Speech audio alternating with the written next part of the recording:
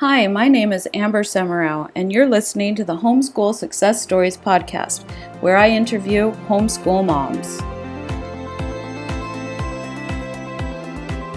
So anyway, the first thing that I always ask people is, tell us a little bit about yourself and why you got into homeschooling.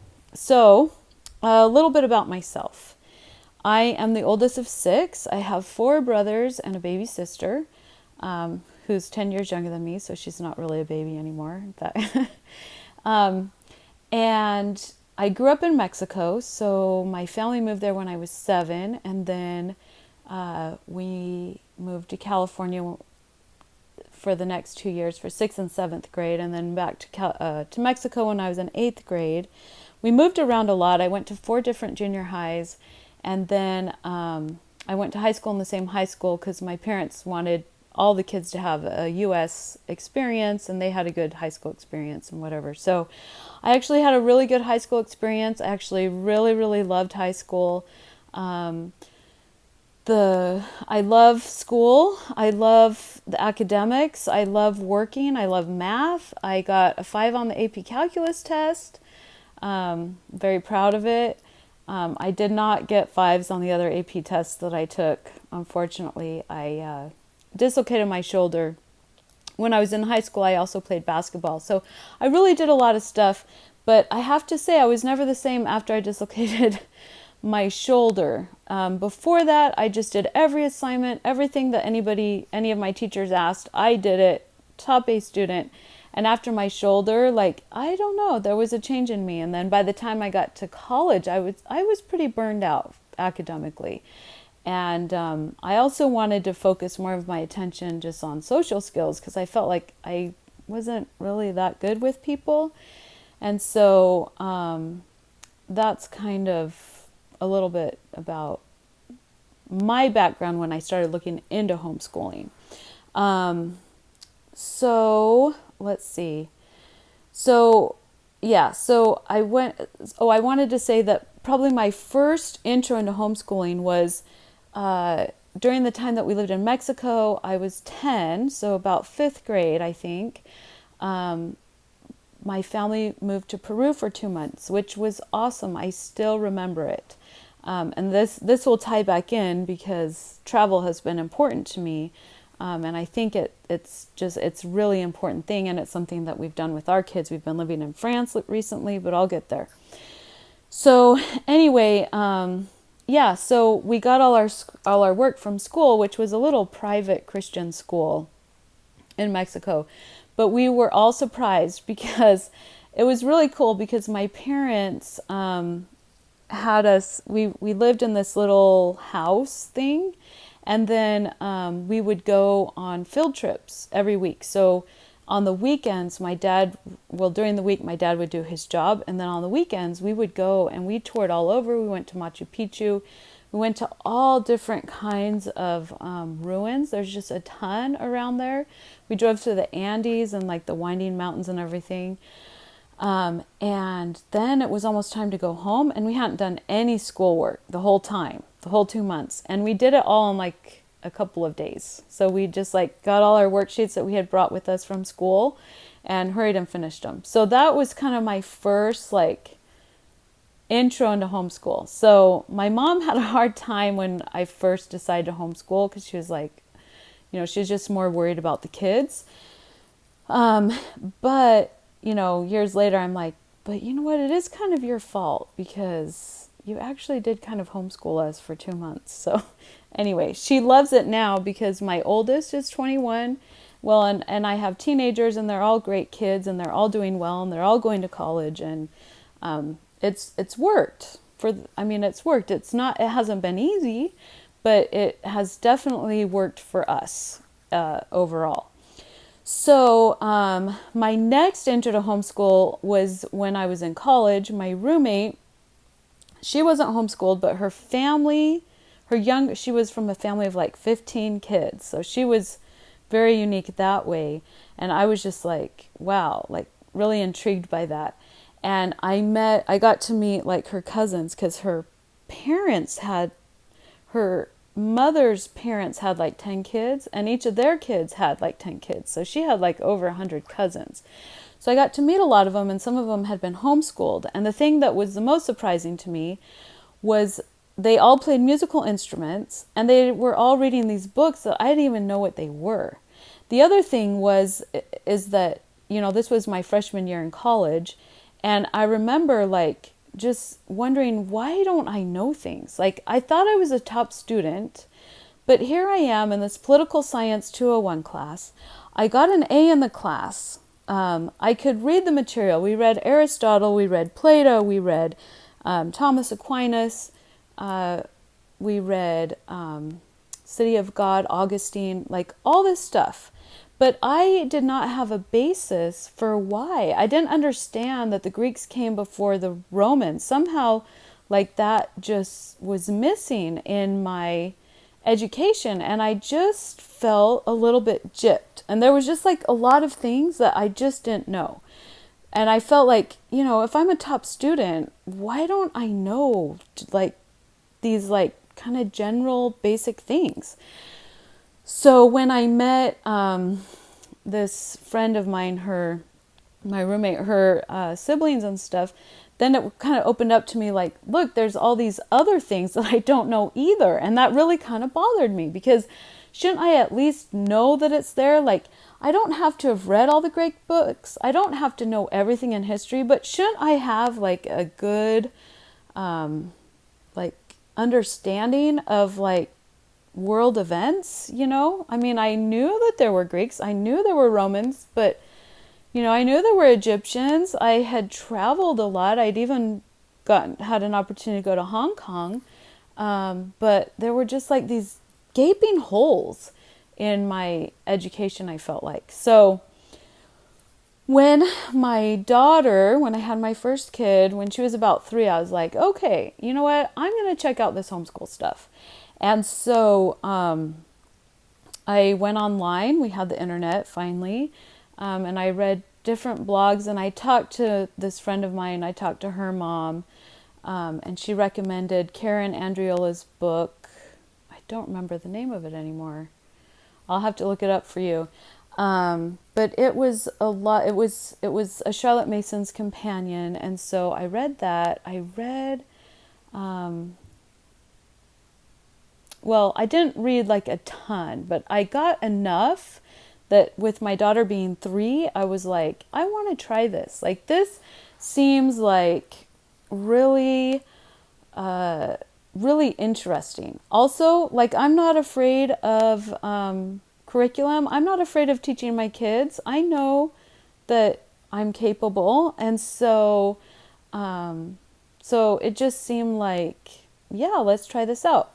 The more that I learned about it, the more I liked it. And then, of course, there were several groups that I was able to join. And so then I was able to meet other people. And then I was able to go and talk to other veteran homeschoolers. I went to homeschooling conferences where there were speakers. And probably my most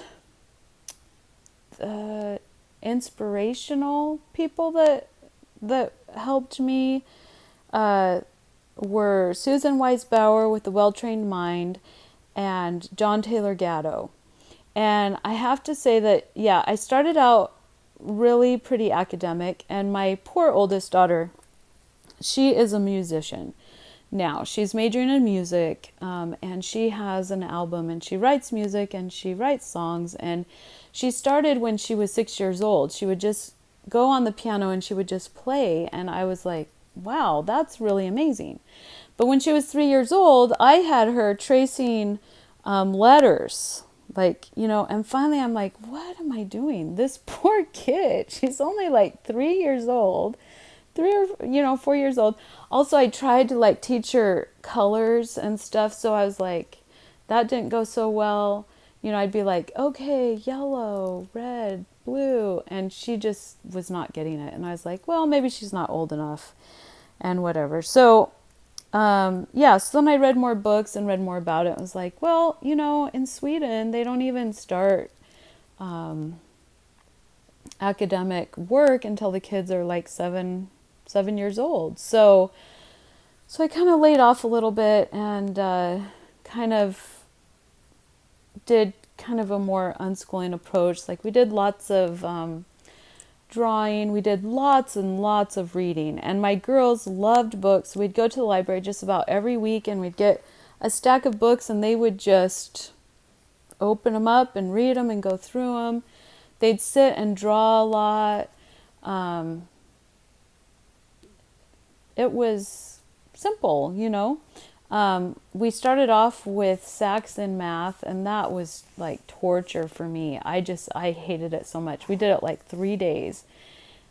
It was like, oh man, just no pictures. And so my daughter, that's what she started with, was Saxon math.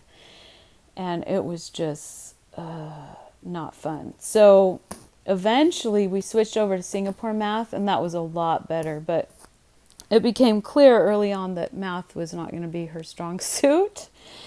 But I was like, well, you know, I'm just going to kind of let the girls do whatever kind of, because I taught them how to read and they knew how to write and they would write stories. And so I was like, I think they're learning. And then when my oldest was about 10, she was only on like Singapore math, like 2B or something.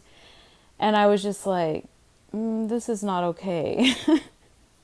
Because I want her to get into college and I want her to be able to do what she wants to do and not have any doors closed to her. So I kind of took that time and I would just sit with her every day for 2 to 4 hours a day to get her caught up in math. And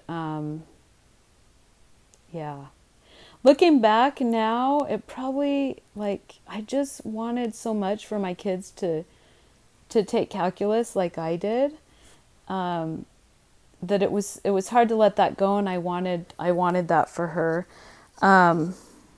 And so so we got that done, but it was kind of disappointing because we didn't have time to do some of the other stuff that I had hoped that we would have time to do, because I was like, if I was homeschooled, then I would have learned all this other stuff, and I would have learned, you know, I don't know, I would have been actively engaged doing things, and it would have been awesome.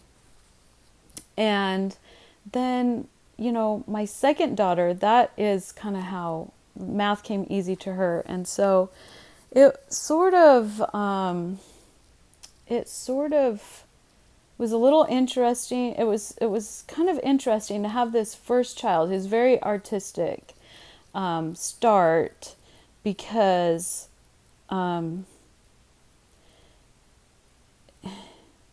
I wanted her to do math, but that wasn't her strong point. And then my next daughter, she does have a math mind, but I didn't want my older daughter to feel bad if the younger daughter passed her up. So she kind of got into some bad habits because I kind of slowed her down a little bit. Like, I didn't really slow her down, but I was just like, nah, it's all right if you only do 1 or 2 pages of math instead of, 10, which is what we do a lot now. But anyway, if I could go back with those two, I would just have them do their best, like not compare kids, just have each kid do their best and challenge them. Because my second daughter got a little bit lazy because it was never challenging. So when she got to junior high and got to algebra 2, it was a little bit harder for her to just have that discipline. My older daughter, because she did so much math, really got disciplined. And the thing that was good about that too is that she is not afraid of math. She knows she can do it if she wanted to or had to. One thing that we figured out with her when she was in junior high doing algebra is that, finally I just learned, okay, I'm going to explain it as best I can. And, that's as good as I can do. And then she would sleep on, and she still wouldn't understand it. But it's like, I don't know how else to explain this. So, when she was in first grade, we there was the concept of more than and less than. So she understood that, but she could not get how many more. So there's 5 pens in this hand and 2 pens in this hand. Which one has more? This one has 5. This one has 2. This one has more. She got that. But when I said, how many more? She just could not get that. It was like, just couldn't get it. So, anyway, and then eventually she did. She just magically got it. So eventually I learned just explain it as best I can. And then the way her brain works is she'll go to sleep and the next morning it will just magically make sense. So she had a lot of benefit from having math be a weakness because she learned to really discipline herself and learned how she best learns. And so she got straight A's her freshman year of college. She did really well. She did part-time school when we lived in New Hampshire. And New Hampshire is by far my favorite place to homeschool because they have an online charter school, which anyone can take, even kids that are in school. They can take classes, these online classes, and they're free, paid for by the state. And they come with a teacher who checks in on the kids once a month. And then it has all the tests and quizzes and everything all online. So both my 2 oldest daughters, when we moved to New Hampshire, the oldest was 15 and the younger one was 13. And so they both took classes on there. And it was really good because they had never really had like a teacher following through with them. And having to take tests and having to have assignments due at certain times and stuff, because the way that we had done it is just like, kind of like we talk about what we're doing, we write about it, but like we don't always have a deadline, and so, and we definitely don't do multiple choice tests, so anyway, so it ended up being like a really good thing for her with that math.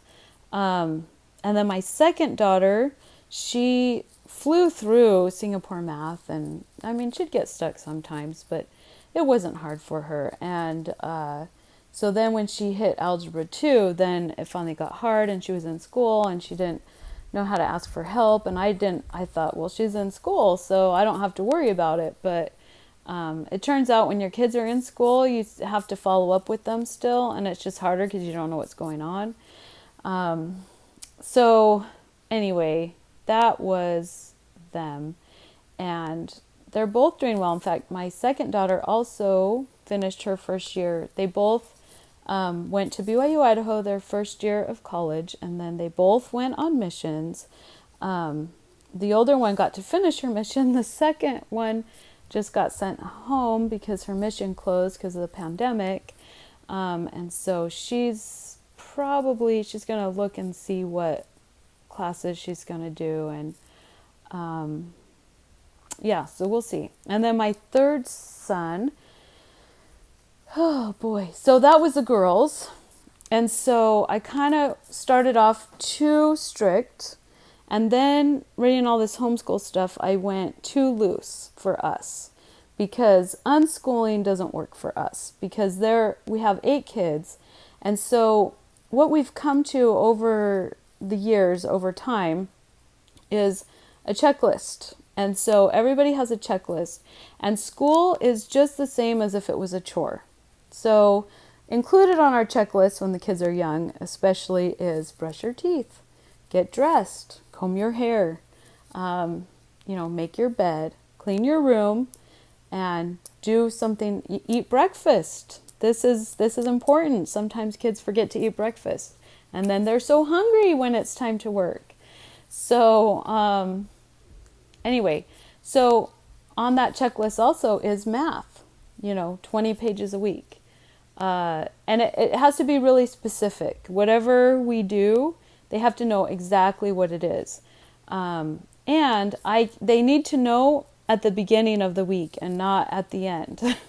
Because if I add stuff in the middle, it freaks some of them out. So If I see that a kid is not being challenged enough or needs to do a little bit more, then I add stuff, but for next week. So I say, that's really good. Good job finishing that. And then next week, let's also have you do X or whatever. So, so we found so we really like Singapore math. We also started them on Greek because my husband took Latin in high school. I did calculus. He did Latin. And he is a computer programmer. What do they call them? Some kind of software engineer. That's what he is. And he feels like learning Latin really helped train his brain to be exact, because with Latin, not only do you conjugate verbs like in Spanish, but you also decline the nouns, and there's like 5 different declensions. And so you have to be like, word order doesn't matter as much in Latin as the endings of the words. So you have to be really clear in your thinking. And so we wanted to do kind of a more classical approach that way. And so there's a really, really great curriculum for Koine Greek, which is the Greek that the Bible was written in. And so all the kids did that. It's 3 years, and it really did help when we moved to France. The switch from Greek to French was not too bad, because conjugations were already familiar. They were already familiar with nouns and verbs. And we felt like more important than punctuation practice in English is like understanding grammar. Like, why do we say things the way we do? Why do we talk about, like, it's the substance of what we're talking about that matters more than like the punctuation. Not that punctuation is not important, because it is important, but it can be learned quickly and easily. Although my third child is giving me a run for my money because he does not care. And he gives me papers that don't have periods at the end. And I'm like, come on. So anyway, hopefully he shapes up. His dad is taking over now. And I think it is really helpful when you are kind of a team with both the mom and the dad, because especially boys, I think, they don't want to listen. They don't want to do what you tell them to. It does seem to get easier with the younger kids. The older kids, when they hit high school age, it's a lot harder for them to believe you as parents, because why isn't anybody else doing this? And why are you the only one telling me that things are this way or whatever, or that this will help me? And so it's really helpful if you're kind of on the same page with the kid's other parent, because then you can support each other and kind of give them that support. I think as far as, so that's basically, so I just covered, I guess I didn't say which ages my kids are. So I've got, my oldest is 21, then 19, then 17. So he is a junior because he has a late birthday. So what he and his sister did, since we lived in France, there was not much opportunity for them to do anything outside of the house and traveling, which traveling was awesome. And we also did French learning on Skype with teachers, native speaking teachers. So they all really learned French pretty well. But it was hard for me because we really had to kind of put math and history and science on the back burner so that they could learn French, because it just took so much time, especially for my third son. We sent all of the kids. So we lived in Utah for, my oldest was born in California. We lived in the Bay Area for a couple years. And then my husband got the opportunity to work from home. He's a computer software developer. And so we had the opportunity to move, and my family was in Utah. His family wasn't yet, but they moved there the same year that we moved to New Hampshire. So anyway, we lived there, and it was kind of difficult to homeschool there overall. A lot of people,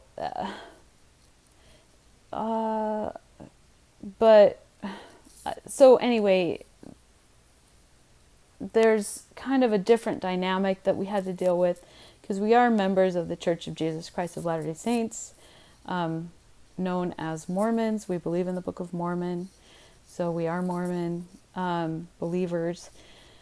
And living in Utah, the wards, the people you go to church with are in your neighborhood, and it's often just a very small group. And so if you're in a neighborhood where most of the people are young, then everyone at church is young.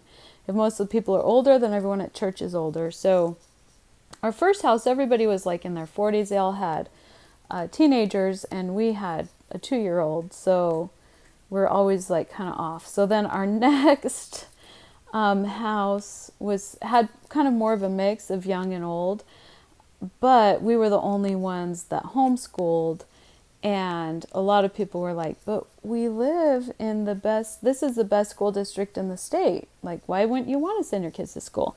And some of them felt like we were like we didn't like them, or that we were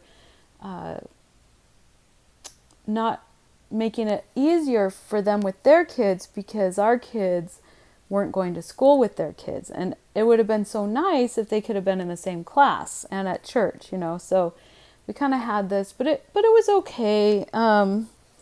It wasn't too bad, because we had lots of homeschool friends and lots of other activities and soccer and dance and stuff like that.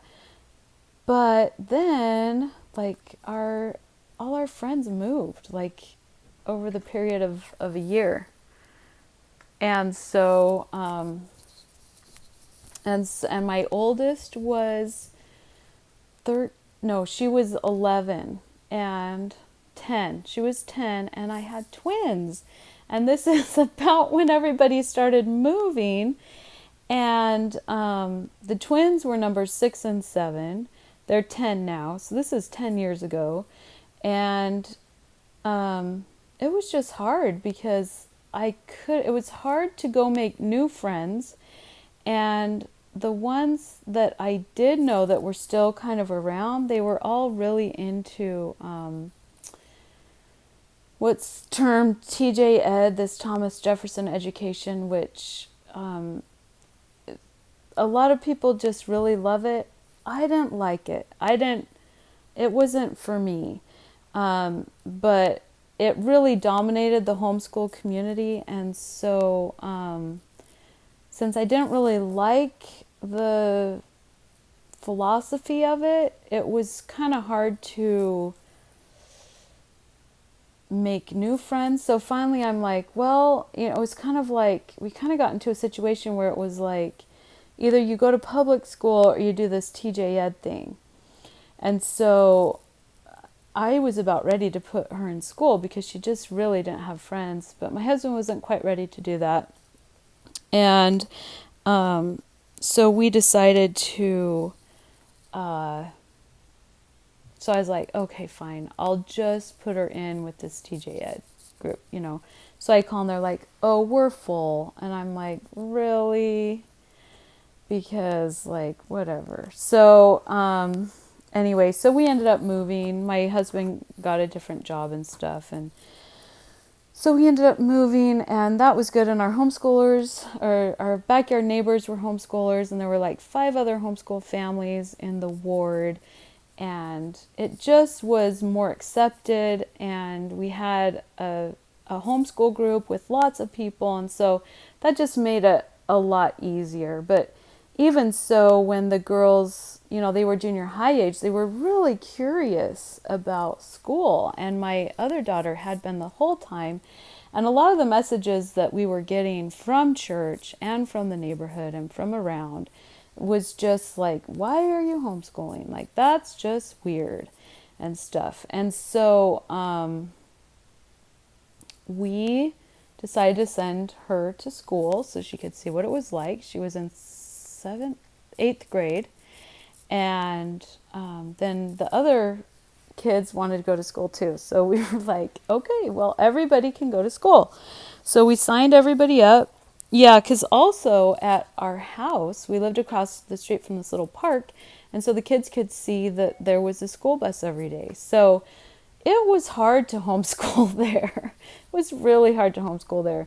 And the kids, but it was nice because they went to school and they saw that they weren't behind, that they had done things that other kids hadn't done, and that they were normal and they could fit in and they were fine. And I was a little bit worried about my third child, like, is he a little bit behind?